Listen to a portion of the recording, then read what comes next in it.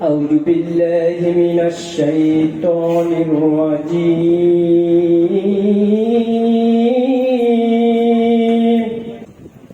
بسم الله الرحمن الرحيم পদোন্নতি আমরা আজকের এই প্রতিষ্ঠান পেয়েছি, তাদেরকে আমি আজকের অনুষ্ঠানের শুরুতে গভীর কৃতজ্ঞতা স্মরণ করতে চাই। আমি স্মরণ করতে চাই এই মাদ্রাসার সম্মানিত প্রতিষ্ঠাতা প্রিন্সিপাল মরহুম মৌলানা আহমদুল্লাহ। আমি কৃতজ্ঞতা সূত্রে স্মরণ করতে চাই এই মাদ্রাসার ভূতপূর্ব প্রিন্সিপাল মৌলানা আবু সাইদুর মোহাম্মদ। সুন্দর জীবন নিয়ে যেন মৃত্যুর আগ পর্যন্ত চলাফেরা করতে পারেন, আমি আল্লাহ তাআলার কাছে এই সৌভাগ্য কামনা করি। আমরা অনেক বছর পরে হলেও একে অপরের মুখ দেখতে পেরেছি, আমরা সমবেত হতে পেরেছি, খোঁজ খবর নিতে পেরেছি। আল্লাহ পাক আমাদেরকে তৌফিক দান করেছেন। এজন্য আমি সকলকে ধন্যবাদ জানিয়ে সকলের দীর্ঘ কামনা করে সুন্দর জীবন কামনা করে আমার কথা এখানে। নাসিরউদ্দিন সাহেব, ওনার হাতে বেদ ছাড়া কিছু থাকতো না, আর ভয় করতো। সাথে সাথে পাশেই বসে আছে মামা মাস্টার আব্দুল খালেক সাহেব। আমরা দুই গ্রুপ ছিলাম, ক আর খ গ্রুপ। এক গ্রুপে ক্লাস করতে পারতাম না, এত স্টুডেন্ট। তা আমরা যারা মেধা তালিকায় 1, 2, 3 এই মেধা তালিকায় কয় ছিলাম। বছর এখানে কর্মরত ছিলাম। তো কর্মজীবনের আমার একটা খেতাব এখানে আমি পাইছিলাম, সেটা হলো উম্মুল মাদ্রাসা। বিভিন্ন শিক্ষকরা, ওস্তাদরা আমার কাজকর্ম দেখে আমার ওই খেতাব দিয়েছিলেন। বিশেষ করে আমার মুহাদ্দিস সাহেব ছিলেন জলিলউদ্দিন আহমদ সাহেব, হাফেজ এবং মুহাদ্দিস, উনি এই উপাধিটা দিয়েছিলেন। আমি সারাক্ষণ এই মাদ্রাসা নিয়ে আমার চিন্তা চেতনা যা কিছু ছিল এই মাদ্রাসা নিয়েই। আদম আলাইহিস সালামকে বলেছিলেন যে হে আদম, তুমি এইগুলোর নাম বলে দাও। আর আদম প্রয়োগ করে এই সমুদয় বস্তুর নাম, এর গুণাগুণ, বৈশিষ্ট্যের কথা তিনি বলেছিলেন। এইভাবে করে আমাদের আদি পিতা হযরত আদম আলাইহিস সালামকে আল্লাহ রাব্বুল আলামিন স্বহাতে স্বইচ্ছায় তিনি স্বজ্ঞানে তিনি হযরত আদম আলাইহিস সালামকে এই পৃথিবীর সমস্ত কিছু শিক্ষা দিয়েছিলেন, যেখানে আর্টস, কমার্স, সায়েন্স এর কোনো বিভাগ ছিল না।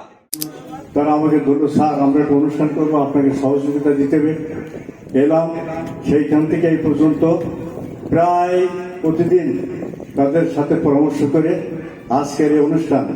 আমরা দেখেছি, ইতিহাস পড়ে জেনেছি 1972 সালে উনি 10 জানুয়ারি দেশে ফেরার পর আইন করে পৃথিবীর অনেক দেশে, অনেক ইসলাম সর্বস্ব দেশেও এটা আইনগতভাবে নিষিদ্ধ নয়। উনি মদ, জুয়া এবং অসামাজিক কার্যকলাপকে উনি আইন করে নিষিদ্ধ করেছিলেন। উনি ঢাকা রেসকোর্স ময়দানকে, যেখানে ঘোড়দৌড় হতো, জুয়া খেলা হতো, সেই জায়গাটিকে উনি নাম পরিবর্তন করে সরাত উদ্যান করেছিলেন এবং জুয়া খেলা নিষিদ্ধ করেছিলেন। এবং আমাদের প্রিয় একটি সময়ে বাংলাদেশের মাদ্রাসা শিক্ষা ব্যবস্থার জন্য বাজেটে আলাদা করে কিছু বলা হতো না। বাজেটে আলাদা করে কথা বলার সুযোগ সৃষ্টি হয়েছে শেখ হাসিনার মাধ্যমে, এবং মাদ্রাসা শিক্ষা ব্যবস্থাকে নিয়ে প্রায় একটি পৃষ্ঠা লেখা হয়েছে। অর্থাৎ একটি পৃষ্ঠার মধ্যে অনেক কিছু এসেছে। সুতরাং একটা ফান্ড তৈরি করা দরকার এই অ্যাসোসিয়েশনের উদ্যোগে, তাহলে কিন্তু যখন আপনারা অনুষ্ঠানগুলো করবেন সহজ হবে। এই জন্য আমি সেই ফান্ড দিয়ে শুধু যে অনুষ্ঠান করতে হবে এটা না, এই মাদ্রাসার অনেক মেধাবী গরিব ছাত্রছাত্রী আছে, তারা অনেকেই কেতাব কিনতে পারে না, বেতন ভাতা দিতে পারে না, বা সংসারে অনেক সমস্যা থাকে। যখন এই অনুষ্ঠানগুলো করবেন তখন আপনারা তাদেরকে যদি এই সকলের সামনে এই বিষয়গুলো আপনারা এই কাজটি করেন, তাদের হাতে যদি 500 টাকা ধরে দেন, 1000 টাকা ধরে দেন, তাহলে দেখা যাবে তারাও উৎসাহিত হবে।